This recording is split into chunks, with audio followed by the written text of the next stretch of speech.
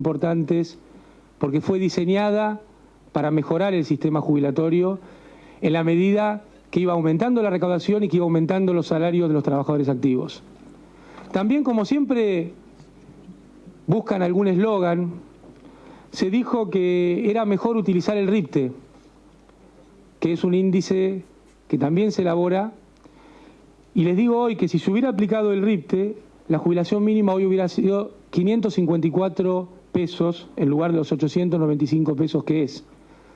Así que esto es para discutirlo con números, con técnica y no con eslogans como se viene haciendo. Se parece mucho, y por eso hablamos de palos en la rueda, a otras discusiones que se han venido dando en estos años en la República Argentina. Se parece mucho cuando se discutía si había que pagarle o no al Fondo Monetario Internacional. Es cierto que era una deuda más barata que el resto, en términos de esa misma deuda, pero era una deuda mucho más cara en términos de las imposiciones que se le pusieron a los argentinos y en particular a los jubilados a través del Fondo Monetario Internacional. Pongámoslo en una perspectiva de lo que hoy pasa en el mundo. El Fondo Monetario vuelve a la carga en Europa para terminar con los sistemas previsionales. El Fondo Monetario vuelve a la carga para imponer a los países que se olviden de sus jubilados y pensionados. En estos días, tristemente, estamos viendo, además de las imposiciones a Grecia, que en Francia vuelven a subir la edad de las jubilaciones y de las pensiones a través de las propuestas del Fondo Monetario Internacional.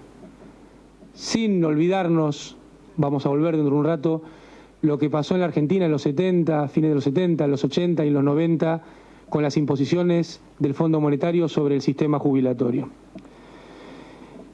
A nadie se puede escapar que después de años de congelamiento, nuestro gobierno subió la mínima el 496%, más que ninguna otra variable económica o social en la República Argentina. Que los haberes superiores a la mínima aumentaron un 132% en este mismo periodo.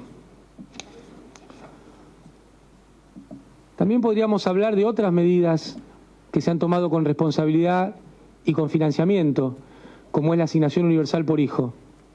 Medidas que podemos sostener en el tiempo y que permiten una mejora en la calidad de vida de la población y en la distribución del ingreso.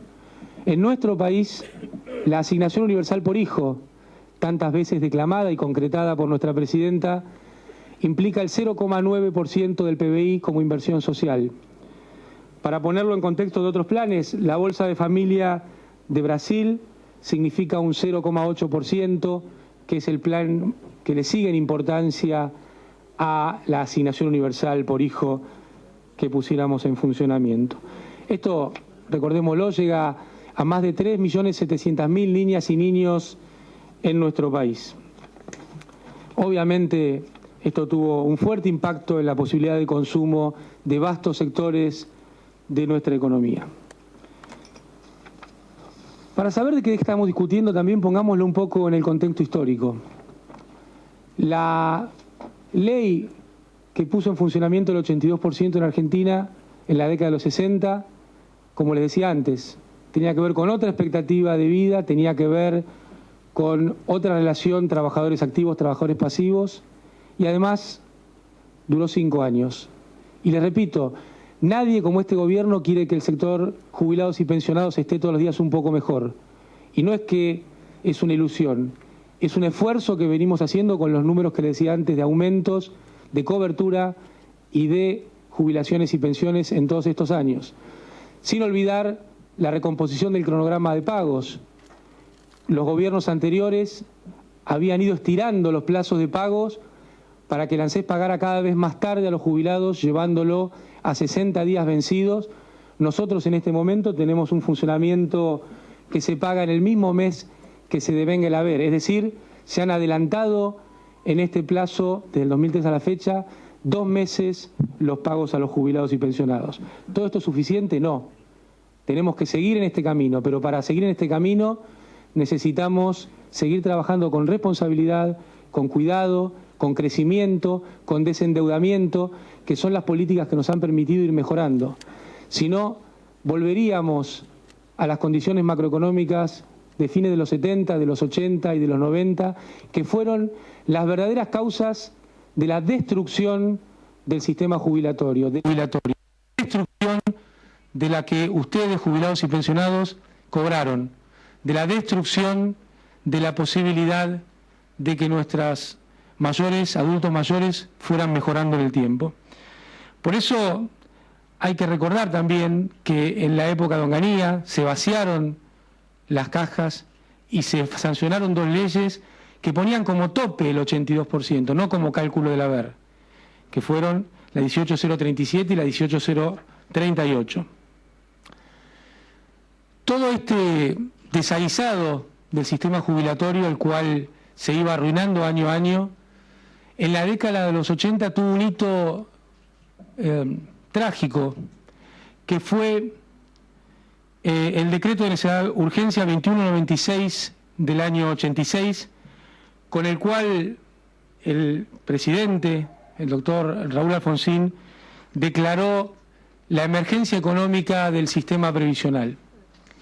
Con este decreto se anulaba la posibilidad de pago de los juicios previsionales, se suspendía los pagos de los juicios previsionales, se modificaba la fórmula de cálculo del haber bajándolo, y me parece importante recordar con ustedes cuáles eran los principales considerandos de ese decreto.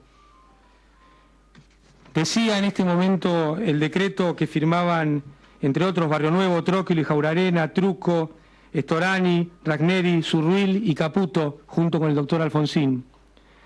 Para hacer frente al 82% móvil, hace falta subir las contribuciones patronales del 25 al 35%, y esto tendría una incidencia negativa en la economía al aumentar los niveles de tributación y generar mayor desempleo. Pagar el 82% móvil requiere incrementar el presupuesto de la Seguridad Social, que en ese momento eran 3.855 millones de australes. Vale también recordar lo que pasó con la moneda entre ese momento y hoy. Parece hoy hablar de la prehistoria, hablar del austral, pero eso sucedió en la Argentina.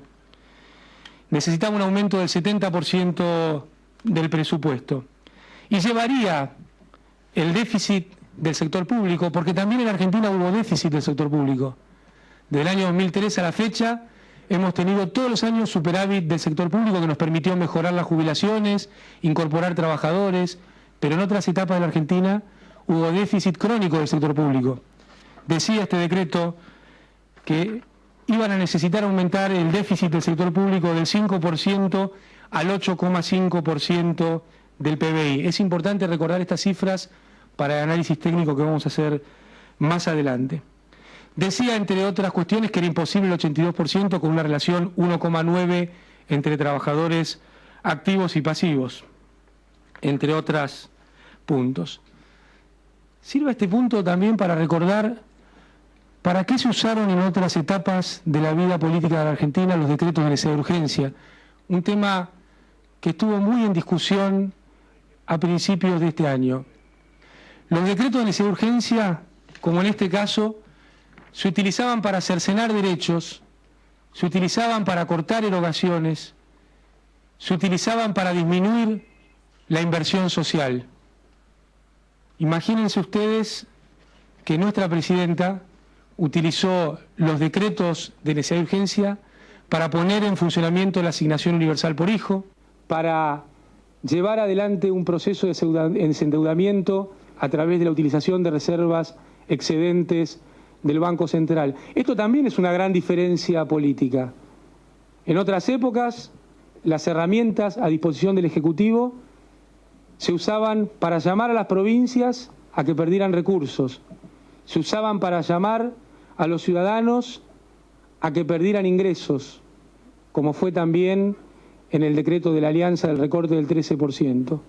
Nuestra presidenta utiliza las herramientas para poner en funcionamiento la asignación universal por hijo, para desendeudar al país, para llamar a las provincias a una renegociación y reprogramación de su deuda que les quita el principal peso que tenían encima. Todo este problema de la década del 80